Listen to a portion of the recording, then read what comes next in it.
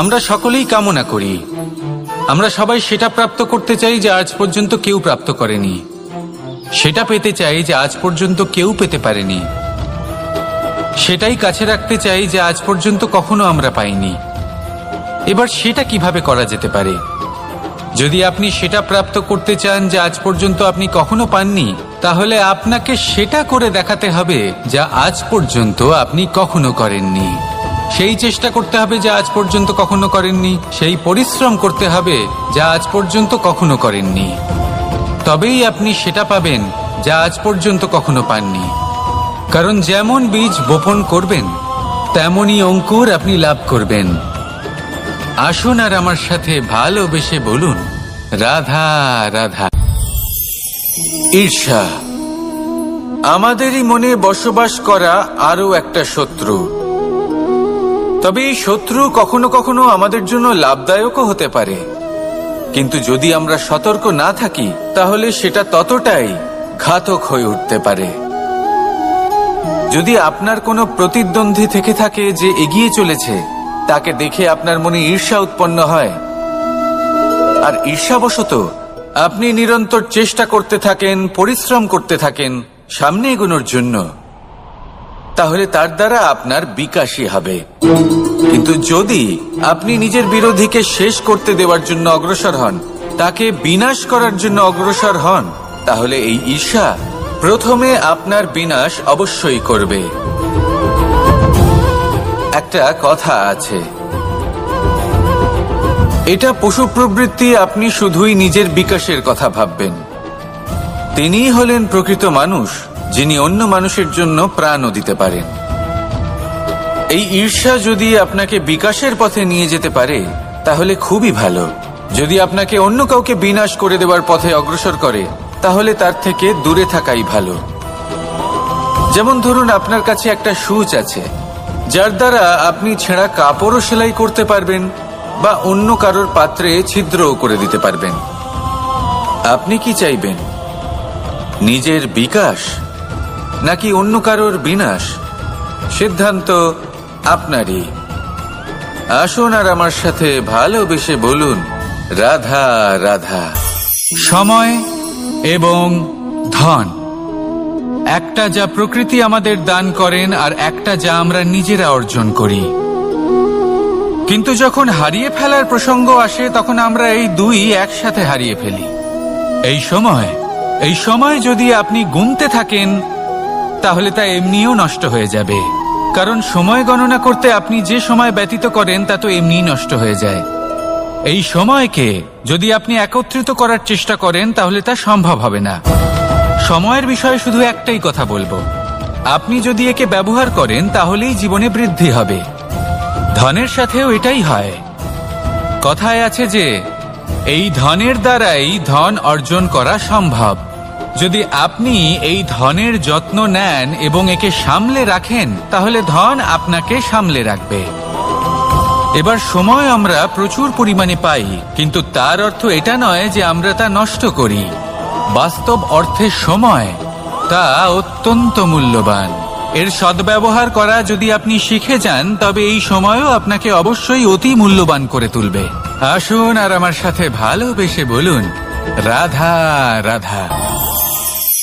সাফল্যের বাস্তব অর্থ কি? নিজের লক্ষ্যে দৃষ্টিবদ্ধ হয়ে থাকা, প্রতিদিন তার জন্য কর্ম করা, দৃঢ় নিষ্ঠার সাথে উত্থান পতনের সামনে এগোতে থাকা আর নিজের লক্ষ্য প্রাপ্ত করা, এটাই কি সাফল্য? যদি আপনার কোনো বস্তু লাভ করতে হয়, কোনো শক্তি লাভ করতে হয় বা কোনো স্থান লাভ করতে হয়, তাহলে তার জন্য এসব ঠিক আছে, কিন্তু বাস্তবে সাফল্য এটা নয়। আপনার কাছে থাকা কোনো বস্তু, শক্তি বা স্থান আপনি কিভাবে ব্যবহার করবেন তা আপনার উপর নির্ভরশীল।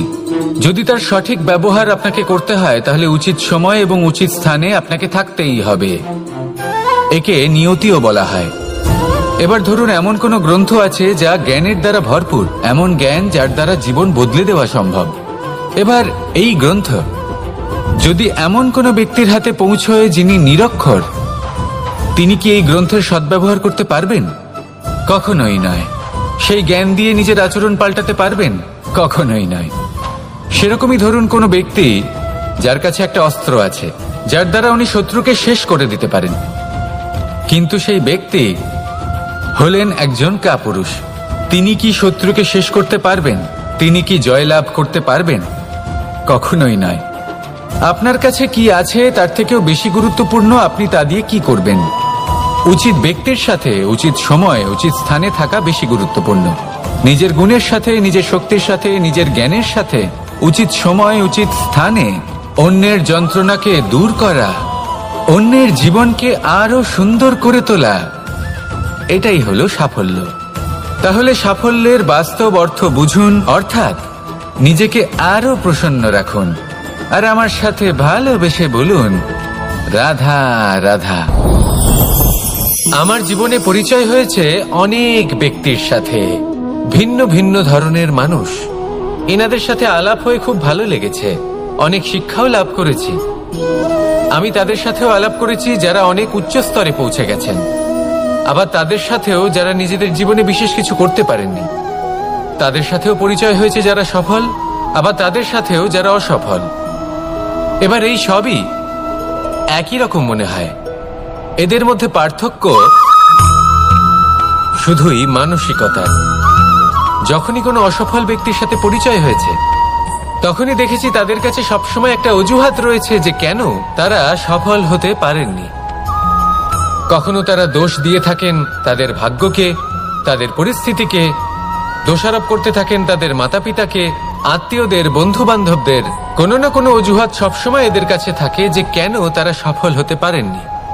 সেখানেই যখন সফল ব্যক্তির সাথে পরিচয় হয়, তাদের কাছে সবসময় একটা কারণ থাকে যে কিভাবে এই সমস্যাগুলির ঊর্ধ্বে উঠে সাফল্য লাভ করা যায়। আর সেই কারণ হলো যে যাই হয়ে যাক না কেন, সাফল্য লাভ করতেই হবে। যতই সংঘর্ষ করতে হোক না কেন, যতই সমস্যা আসুক না কেন, সফল আমাদের হতেই হবে। এটাই পার্থক্য মানসিকতার।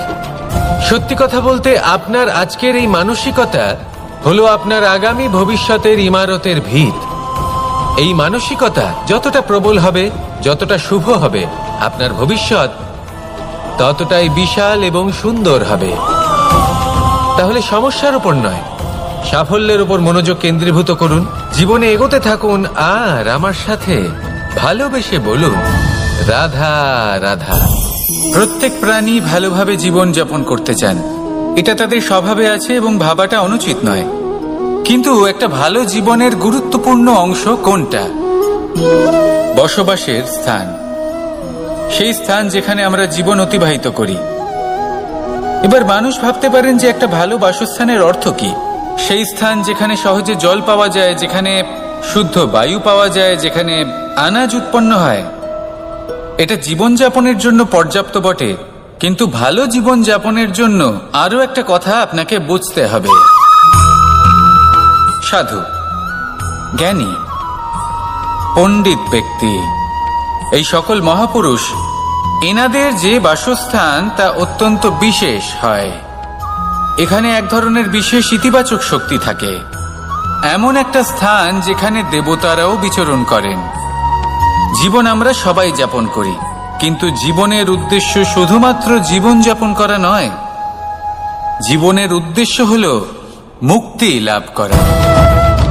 আর এই সকল সাধু, জ্ঞানী, পণ্ডিত ব্যক্তি, এই সকল মহাপুরুষ আপনাকে মুক্তির পথে নিয়ে যেতে পারেন। কারণ এরা হলেন সেই মহাপুরুষ যারা নিজেদের অন্তরের বিকার, অহংকার, ক্রোধ, বিদ্বেষ, এই সকল দোষগুলিকে ত্যাগ করেছেন, এদের উপর বিজয় লাভ করেছেন। এমনই একজন ব্যক্তি আপনাকে মুক্তির পথে নিয়ে যেতে পারে। প্রয়োজন হলো শুধুই এনাদের চিনতে পারা, এদের কথা বুঝতে পারা এবং এদের দেখানো পথে চলা। যদি আপনি এটা করতে পারেন, তাহলে এই মন প্রফুল্ল হয়ে বলবে, রাধা রাধা। এই সংসারে সবথেকে বেশি মূল্যবান কি হতে পারে? সময়। সমগ্র পৃথিবীর সমগ্র সম্পত্তি ব্যবহার করেও সময়ের একটা মুহূর্ত লাভ করা যায় না, এতটাই বেশি মূল্যবান। আর এই সময়কেই আপনি হেলায় নষ্ট করতে থাকেন, এর সদ্ব্যবহার করেন না, নিজের স্বপ্ন পূরণ করেন না। আর যখন এই সময় পার হয়ে যায় তখন মনে হয় আর তো সময় অবশিষ্ট নেই। এটা হলো অনুচিত। তাই এই সময়ের সদ্ব্যবহার করুন, শ্রেষ্ঠ কর্ম করুন, সেই সকল কর্ম করুন যা আপনি করতে চান, সেই সকল স্বপ্ন পূরণ করুন। এই সময় ব্যর্থ হতে দেবেন না। এই সময় কারোর জন্য থেমে থাকে না। আর একবার এই সময় পার হয়ে গেলে আর আপনি তার সদ্ব্যবহার না করলে এই সময়ই এসে আপনার বিনাশ ঘটাবে। এই সময়কে সম্মান করুন আর আমার সাথে ভালোবেসে বলুন, রাধা রাধা। মনুষ্য জীবনের সবথেকে বেশি গুরুত্বপূর্ণ বিষয় হল মনের একাগ্রতা। এই সংসারের যে কটি মহান কার্য সম্পাদন হয়েছে তা হল মনের এই একাগ্রতার একমাত্র ফল। আপনি অবশ্যই দেখে থাকবেন, অনেক ছোট বড় নদী যা বয়ে চলে তাদের সামনে একটা বাঁধ নির্মাণ করা হয় সেই সব নদীর জল সঞ্চয় করতে। বাঁধ হয়ে গেলে প্রয়োজন মতো বা মনের ইচ্ছে মতো তাকে ব্যবহার করা সম্ভব। এবার এটাই আমাদের মনের সাথেও সম্ভব। আমাদের মনের একাগ্রতা আজকের দিনে দাঁড়িয়ে বিভিন্ন ধরনের বিকার, ক্রীড়া এবং ভোগের মধ্যে ভাগ হয়ে গেছে। একে একত্রিত করতে হবে, একটা বাঁধ নির্মাণ করতে হবে, কর্মের বাঁধ। আপনাকে শুধু এটাই করতে হবে, যেটা উচিত কর্ম সেটাই করুন, যেটা অনুচিত কর্ম সেটা করা থেকে নিজেকে বিরত রাখুন। ব্যাস, এই কাজটাই আপনি করতে থাকুন, করতে থাকুন। মনের মধ্যে একাগ্রতার বাঁধ নির্মাণ করুন। আর একবার যদি তা নির্মাণ হয়ে যায় তাহলে যখন চাইবেন, যেখানে চাইবেন, যতটা চাইবেন একাগ্রতা প্রয়োগ করতে পারবেন।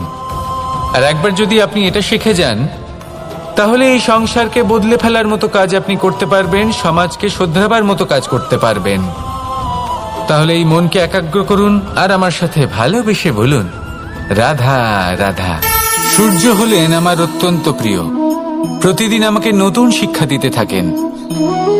একবার সূর্যকে দেখুন, 4 প্রহর পর্যন্ত উনি অন্ধকার সহ্য করেন, তারপর আস্তে আস্তে উদিত হন। প্রথমে লাল, তারপর গেরুয়া, তারপর শ্বেত বর্ণ ধারণ করেন।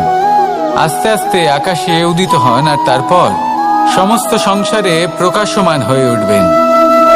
এ হলো সূর্যের তপস্যা, তার ধৈর্য, তার প্রতীক্ষা, তার পরিশ্রম, যার ফলে উনি সংসারে সর্বোচ্চ স্থান অধিকার করেছেন। যদি আপনিও এই সংসারে সূর্যের মতোই মহান হয়ে উঠতে চান, সূর্যের মতো এই সংসারে সর্বোচ্চ স্থান অধিকার করতে চান, তাহলে আপনাকে সূর্যের মতোই তপস্যা করতে হবে, প্রতীক্ষা করতে হবে, ধৈর্য ধরতে হবে, পরিশ্রম করতে হবে। তবেই এই সংসারে আপনি সম্মান লাভ করবেন, যশ লাভ করবেন। আসুন আমার সাথে ভালোবেসে বলুন, রাধা রাধা। একটা শব্দ আছে, পরিস্থিতি। অনেক মানুষের মুখে আমরা এই শব্দ শুনি। জীবনে যখন অসফল হই, দুঃখ আসে, সংকট আসে, কোনো বিপদ ঘনিয়ে আসে, তখন সমস্ত দোষ আমরা পরিস্থিতির ওপর চাপিয়ে দিই। আর দেখতে গেলে কোথাও না কোথাও ঠিকই করি। এই পরিস্থিতি প্রত্যেক দিনের মতো পাল্টাতে থাকে, কিন্তু এই দিন, এই রাত, এমন কেউ আছেন যিনি এর ওপরেও নিয়ন্ত্রণ সাধন করেন, আর তিনি হলেন সূর্য। ঠিক সেই রকমই আমাদের জীবনেও সূর্য হলো এই মন। যদি এই মনের ওপর আমরা নিয়ন্ত্রণ করতে পারি তাহলে আমরা জীবনকেও নিয়ন্ত্রণ করতে পারবো। প্রথমে এই মনের রাজা হয়ে উঠতে হবে। তাই মনে রাখবেন, যদি মন দুর্বল হয় তাহলে পরিস্থিতি আমাদের সমস্যা বলে মনে হবে। এই মন যদি স্থির হয়, পরিস্থিতি প্রতিস্পর্ধা বলে মনে হবে।